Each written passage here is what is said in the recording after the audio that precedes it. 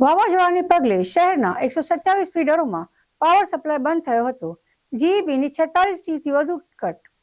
વાવાઝોડાને પગલે શહેરના 127 ફીડરોમાં પાવર સપ્લાય બંધ થયો હતો. જીઈબીની 46થી વધુ ટીમો કામે લાગી હતી. આ અંગે વધુ માહિતી સુપ્રિન્ટેન્ડન્ટ એન્જિનિયર પંકજ થાનાવાલાએ આપી હતી.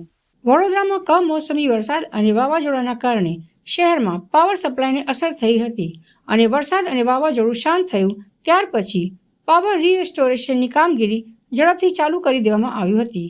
આશરે 345થી વધુ ફીડરો પૈકી 127 ફીડરોમાં પાવર સપ્લાય બંધ થયો હતો અને પાવર રીસ્ટોરેશન માટે 46થી વધુ ટીમો એન્જિનિયર સાથે કાર્યરત કરાઈ હતી. આ અંગે વધુ માહિતી સુપ્રિન્ટેન્ડન્ટ એન્જિનિયર પંકજ થાનાવાલાએ આપી હતી. હું છું superintending engineer Baroda city circle MGVCL.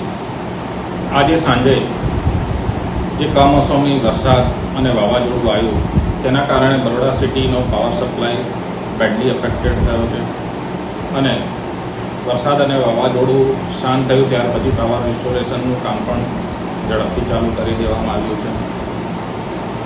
છેલ્લે વાત કરીએ તો લગભગ બરોડા સિટીના જે 345થી વધુ 11 kV ફીડરો છે તેમાંથી આશરે 127 ફીડરોનો પાવર બંધ હતો અને પાવર રેસ્ટોરેશન માટે બરોડા સિટીમાં લગભગ 46થી વધુ ટીમો એન્જિનિયર તેમજ લાઇન સ્ટાફ સાથેની કાર્યરત છે અને અમારી કોશિશ છે કે રાતે ને રાતે તમામ વિસ્તારનો પાવર સપ્લાય ચાલુ અમે કરી દઈએ.